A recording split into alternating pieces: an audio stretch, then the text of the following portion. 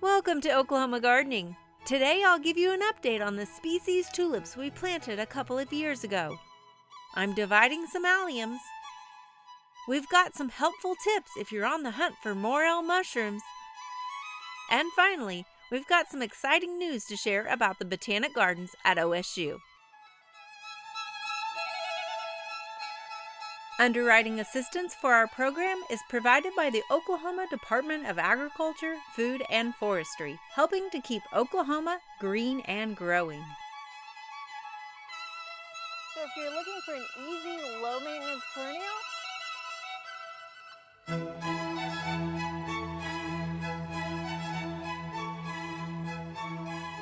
have two different types of flowers on one plant.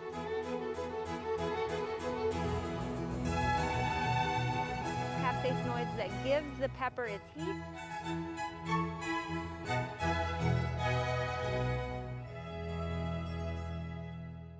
Last spring, we did a segment on species tulips and how different they are from your traditional hybrid tulip. Now, as you can see, they do look a little bit different. In fact, they're a little daintier than our traditional hybrid tulips that we often think of with their bold color and their wide, strappy foliage.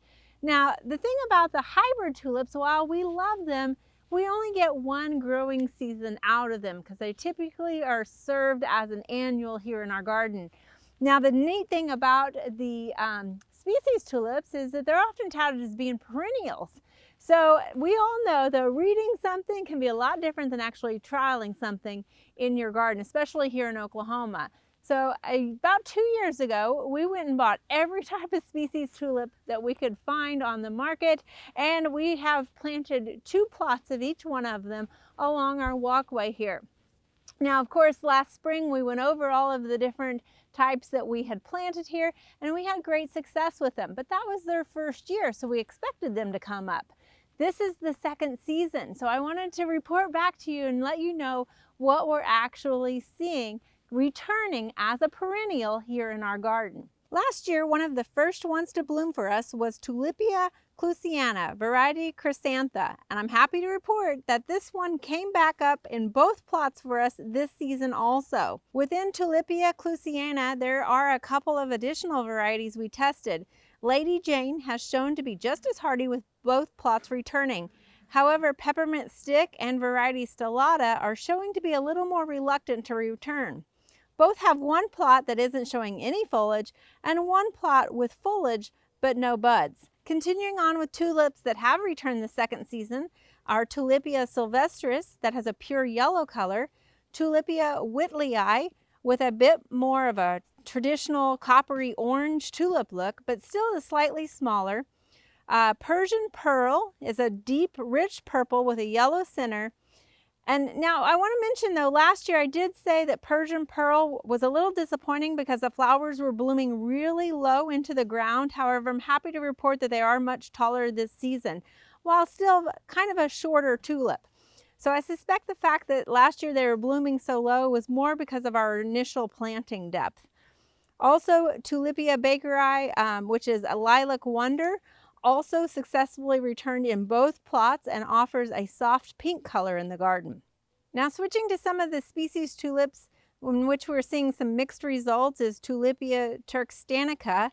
With a little bit more of a unique look, it bears several star-shaped flowers on each stem. In one plot, it has returned quite well, and in the other, we have yet to see anything. Shogun and Bronze Charm, both with orange flowers, have only shown to grow foliage in one plot at this point.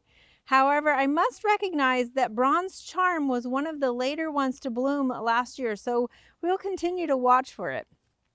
Finally, we had 2 species tulips that have not shown any signs of returning in either plots. One is Tulipa linifoliaria, which has red flowers, and while at this point we aren't seeing anything, again, it was noted last year as being one of the last ones to bloom, so it might still emerge a little bit later. The other one is Tulipa tarda, and unfortunately, we haven't seen anything growing in either one of those plots, So it may mean that it is not going to return for us this year. Now I have to admit, this was just a small demonstration, and so take it for what it is. This isn't research or anything like that. And we also didn't protect any of these tulips. They have not been protected from wildlife that might have come in and dug some of these, although we haven't seen any signs of that. And also we've had a lot of fluctuating temperatures over the last 2 seasons. In fact, we've had some freeze damage that we've noted on some of these as well on the flower buds because of late freezes. The other thing too is they are kind of in an area that has got a lot of traffic coming through here, both with mowers and people.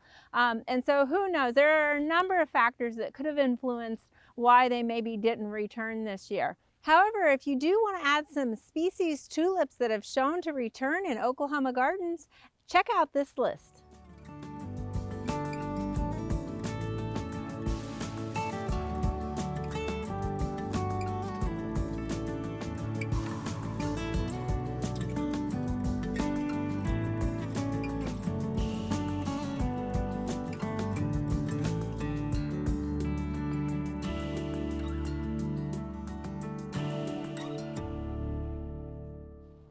Alliums are great plants to add to the garden. In fact, they come in a range of different styles that you could actually incorporate for different design purposes in your garden. There are a lot of alliums. In fact, it's one of the largest genres in the Amaryllidaceae family with over 850 species. Now they are true bulbs, and so in some cases, some of the larger alliums, you could actually plant individual bulbs, and then some like what we have here, it creates more of a clump, and you can get several flowers out of that clump. Now there's probably one allium that you're very familiar with, and that's onion. Of course, you know it as a single bulb that you can plant. So the thing that alliums have in common is that they often have this strappy-like foliage, and that's because they are monocots. So they kind of have that grass-like vegetation. The other thing is when they have a flower, they produce a round umbel flower. So some of those single ornamental bulbs can be quite large. But what we have here is known as the Millennium allium, and it's actually a clump-forming allium. Now, when I first saw this allium, I really appreciated it for its design ornamental feature because it blooms later in the season than some of your other alliums and chives and things like that. So this is going to bloom later, but it's going to have a real vibrant pink, almost purple flower on it that's about 2 inches in diameter. So it'll have a lot of those. You can see some of these old stems on here from last year's flowers. And we have this growing here in a pot, but it's been successful. You can see it's really taken off and spread. So at this point, we're going to take it out and divide it. So in order to do that, I'm just going to kind of tip this container over. It's pretty dry actually, so it falls out easily. And you can see that root mass. So it's been very happy in here. And in order to divide these, what we're going to do is sort of look to see if there's any natural division in here. But really, you're just going to take a knife or a saw. These garden saws work really well to split them and start cutting them in half. And as we do this, you'll probably notice that a lot of the roots are actually on the exterior. So as we split it up, you'll notice there's all these roots on the outside. That's because they've hit the side of the pot and started circling. Meanwhile, on the inside, there's not as much roots. So this is one reason, especially if it's in a container, you want to make sure that you are dividing those up. So we're just going to leave that kind of as one clump because most of this you can see is just potting soil over here. Now this we can get several, probably 3 more cuttings out of it. Again, we're just going to go in here and saw it in half. This is the same as what you would do for ornamental grasses too, to divide them. Now one thing, if this was smell-o-vision, you would notice is you're going to definitely get that onion and garlic smell. Again, that's characteristics of all alliums. So here we have another clump that we can plant in the garden. And when we do that, again, we just want to make sure that we're kind of breaking up those roots on the exterior so they don't continue to circle. And now we've got one more clump, and I'm just going to divide this in half here. and simply cut it just like that. So you can see some of those bulbs that are down there at the base, and that's okay if you've accidentally cut those in half. It doesn't have to be exact, but there's going to be enough for it to continue on as a plant. Now, if you were to divide this a lot more, you could get several plants out of this, but be mindful that the more you divide it, the more susceptible those divisions are to drying out. So be aware of that. So I think we're going to stop at 4 here, and this will give us a nice start for our next spring's garden. Now, because these bloom so late in the season, you can either do this early in the spring because they haven't started producing any flower buds, or you can do this later in the fall as well.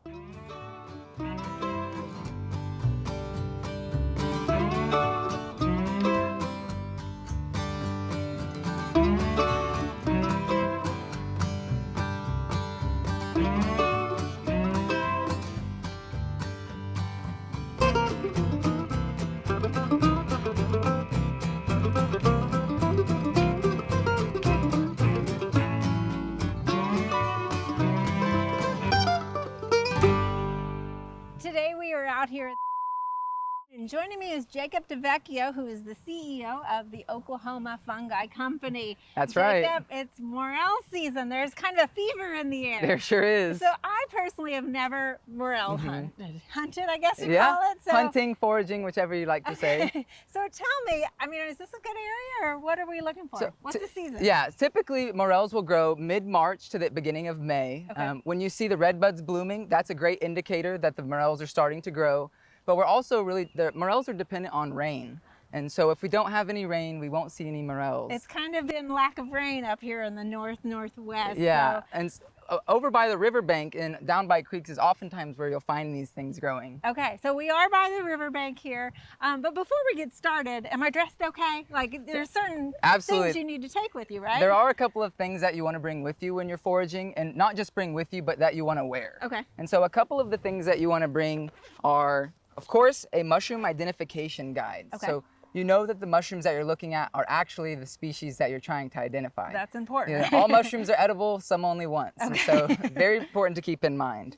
Another great thing to bring with you is once you found an edible mushroom, is a mesh bag. Okay. The holes in the bag allow for the spores to spread throughout the forest on your hiking trail as your way out. So you're actually helping the organism spread and help distribute the spores. Okay, and I've heard about that, like not taking plastic bag, that way you kind of allow that to get some of the dirt off as well. Yeah, and one of the other things that I often recommend is to bring some insect repellent. Okay. So whether you use DEET or not is up to personal preference, but I highly recommend wearing insect repellent because there are a lot of ticks out there and a lot of other biting insects that I don't want biting me while I'm foraging morels. And they're not always on a path, right? You really kind of sometimes have to get into the rough areas. Yeah, there are times where they'll grow in your front yard if you're lucky, Okay. and a lot of other people like me have to get out into the thick of it and find them. All right. Absolutely. So what, anything else, pruners or so a knife or anything? One last thing that you could bring is if you are out in the thick of the forest, you can bring some pruners, Okay. and this will help you cut away those thick briar patches. So whenever your leg is caught, you can take these out and cut away those thorns, because if you yank your leg, sometimes those thorns will go deeper into your leg. And the last thing we want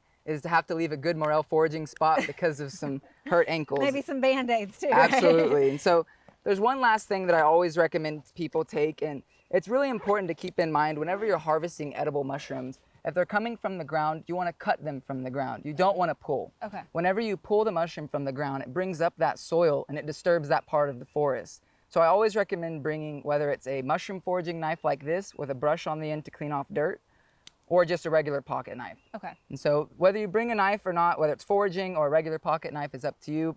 This is $50, and a pocket knife, most of the time everyone has at their house. So you don't need anything special, but it is important to cut and not pluck. Okay. It will also keep your mesh bag cleaner as you're walking through the forest, and you won't have to clean them as much when you get home. Okay, excellent information. So let's talk a little bit in general about morels. They're so popular. They're tasty, right? Absolutely, so they are. What is it about the morel that it's different than like our white button mushrooms, right? So what's so unique about it? So one unique thing about morels is that no one yet in the U.S. has learned how to grow them and is exporting them to other states. Okay. And so right now, everyone who's eating morels is oftentimes getting them from someone who's went out foraging. And so I myself will go out foraging mid-March to May to look for these mushrooms, and I'll dehydrate them and save them for later months and eat them later. And so You can eat them fresh or you can dehydrate them and save them for later. All And so right. that's one great thing about them. So what about the region? Like, are they just towards Oklahoma, or are Yeah. they across the country? So or- they're across the country and across the world. Okay. The yellow morel, Morchella americana, that grows here in Oklahoma actually grows throughout the world. And so there are other lookalikes. There's the false morel. I and heard there's- about that one, There's yeah. also the burn morel. So there's a lot of other species of morels, but the yellow morel, Morchella americana, is what everyone's looking for. So once you've got your bag packed, you have a pocket knife and a mesh bag. The next thing you want to do is make sure you're wearing the right attire. Okay. I would prefer to wear long sleeves so that way any ticks or biting insects don't land on me. They land on the clothes. You can take off later. I also recommend wearing long pants and boots. There's a lot of thorns and strong branches that can hurt your feet, so wearing nice boots or rain boots also helps keep those insects out. Okay. When it comes to actually getting out in the forest, a couple of What scenes are we looking for, right? There's kind of natural areas. some of the things you want to look for are down by creeks where there's access to water. Okay. Right now we haven't had a lot of rain, so for the most part, places where that are moist around cedars or around creek banks are going to have that moisture that we're looking for. Okay, because cedars drop a lot of moisture, so Absolutely. they make that available to. Even though they're invasive, they tap really deep and they bring up a lot of that moisture, and those morels that grow around them oftentimes are some of the largest that you'll find. Okay, all right. Yeah. So what about like decaying stuff? I always think of decaying things with mushroom. Is that what we're looking for? Logs that have fallen and stuff? Absolutely. So we're looking for not necessarily the trees that are alive, but some of the trees that are already dying or dead. So what we call deadfall. And so Okay. deadfall is a tree that has fallen over, branches that are on the ground, and a lot of leaf litter. Okay. Those areas, morels love to camouflage, and they're really hard to find.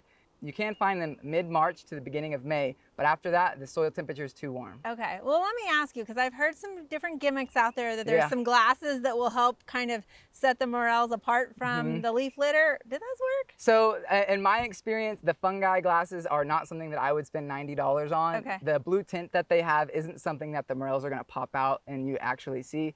I would rather save that $90, put it towards gas money and going out to the trail and spend some time looking. Okay, well, shall we go on a hunt then? Absolutely, let's get started. All right. So typically we'll find morels around fallen trees Mm-hmm. or old stumps, and we actually have some right here. You can see this one right here is fresh, it's nice and yellow, and over here closer to you is one that's been sunburned and it's a little bit darker. Both of these are the same species, and great job, Yeah, you found there's another one one right over there. here. There's probably a lot more growing in this area that are smaller. We're just waiting on rain to come and they'll get a lot bigger. Okay, so these are the same. One's yellow, one's brown. Right. Tell me a little bit, is it past harvest or why is it like that? So this one just has more moisture content. Okay. And it has a lot more water. It is absorbed from the soil. Whereas this one's a little bit older and it's been sunburned, just had that direct heat right on it, and it's lost a lot of that moisture. Okay. Whenever the morels are covered by leaves like this, they can retain that moisture. But when they're exposed to the sun, oftentimes they'll dry out. Okay. And I guarantee that this one in about 2 days will look just like that if we don't get any rain. So can we harvest this still or is Yeah, this this one you could definitely harvest. Both of them you'd prep the same way, although this one, of course, aesthetically looks a little bit nicer. Okay. But they're both the same species, and one way that we can check is by pulling out the identification guide. Uh-huh. So we'll go to the morel side, and right here at the very bottom we see yellow morel, and and this is basically what we're looking at right here. Okay. And so now I'm going to take out the foraging knife. Okay. We'll let you move around the leaves, Okay. and we'll show you how to harvest instead of pluck. Okay. Also going to bring out this mesh bag so that way we can put our harvested morel in here and allow the spores to spread around.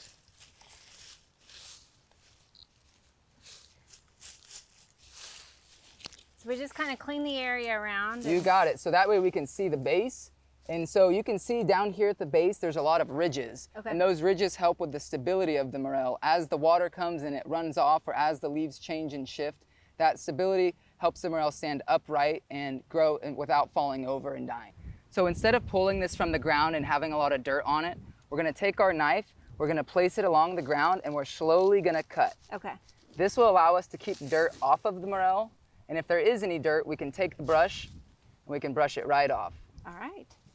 Now we want to make sure we don't pull it from the ground because that will disturb the soil. Okay. All we need is this, and the soil can also make our bag a little dirty. And let's talk a little, this is the fruiting body, right? The organism is hidden underground. So by taking this, are we robbing it from anything or? This is comparable to an apple growing from an apple tree. Okay. So the organism is always underground and living no matter the season, but they only actually produce these morels mid-March until the beginning of May. And that's because the soil temperature and the rain is optimal for them to grow. Okay, so how do we know this is a morel? Well, one thing that I can see very clearly is the hole at the bottom, and that's hollow. You can see all the way through to the top. And that's something that a lot of morels have. But one thing that we can do to make sure that this is exactly the species we think it is to cut it right down the middle and make sure it's hollow. Okay, so hollow is the key, huh? That's right. So we're gonna go ahead and do that. And Look at as you that. can see, those are nice and hollow. Yeah. They're a little bit colder on the inside They as are well. cool. Yeah, that's interesting because it's hot today. It sure is, yeah. And so you can see this one over here is a bit overwhelmed by the heat, but on the inside of the morels, it's nice and cool. And when this leaf litter covers them, it helps them retain their moisture. Okay, so because it's hot, we're doing this in the afternoon. Is there a better time? Should we be doing this in the morning, like cut flowers? Well, for us, the morning would be better because it's a little bit cooler. Okay. But for the morels, they're always here. They won't Okay. move locations, and they're not going to grow exponentially from the morning to the afternoon. It takes them a couple of days to get larger. One thing that's really important is rain. So if we were to get rain tomorrow, I would recommend leaving these to get a little bit bigger and coming back on day 3. You can think of morel mushrooms as a sponge in the forest. The outside of them looks like a sponge, and whenever you cook them, they act like a sponge. They absorb all the flavor of your dish, so when you eat them, they don't taste like mushrooms, they taste like the sauce you cook them in. All right, well, Jacob, thank you so much. This was a pleasure harvesting my first morel. Should we keep looking for a few more? Absolutely, let's keep going. It was a Awesome. pleasure.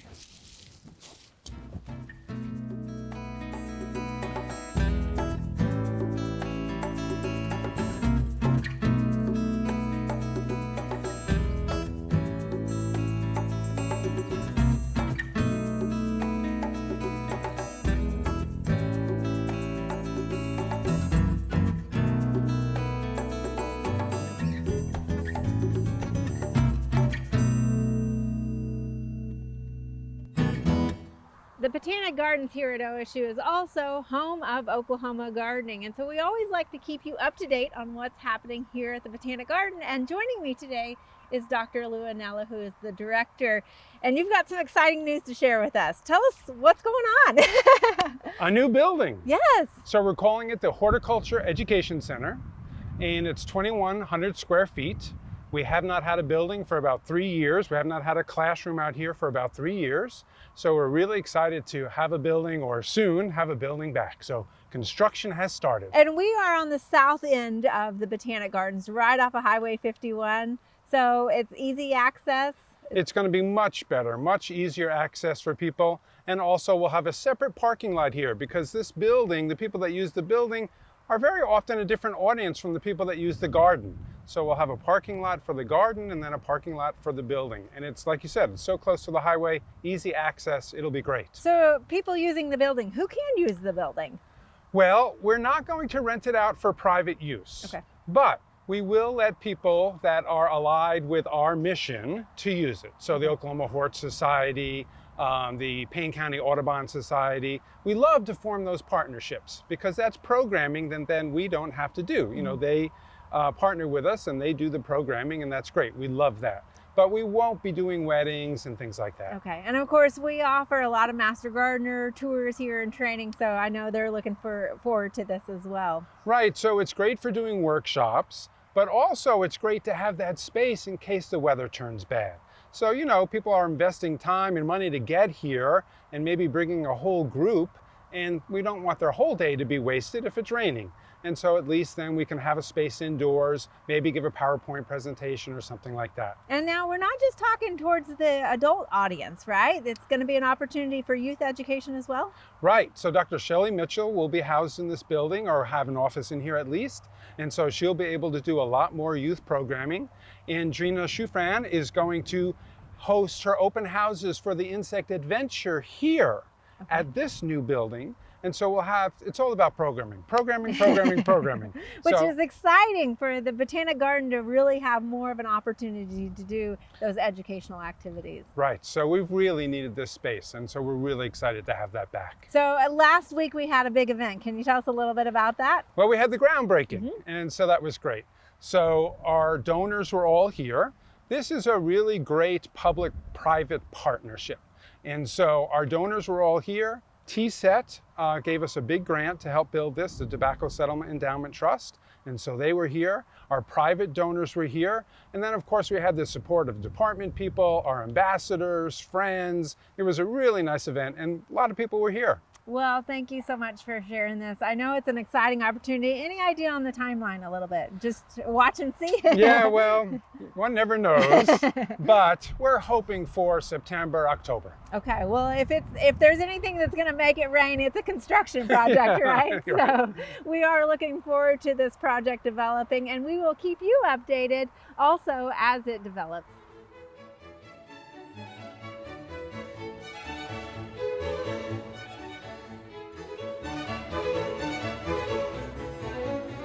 There are a lot of great horticulture activities this time of year. Be sure and consider some of these events in the weeks ahead.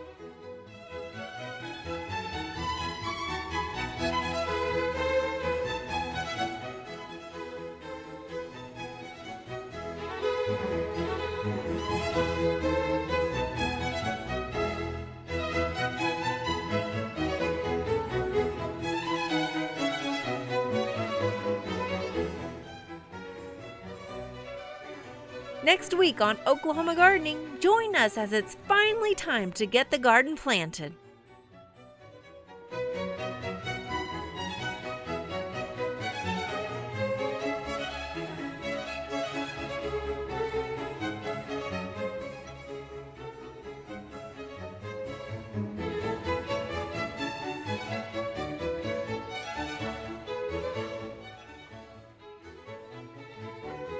To find out more information about show topics as well as recipes, videos, articles, fact sheets, and other resources, including a directory of local extension offices, be sure to visit our website at oklahomagardening.okstate.edu.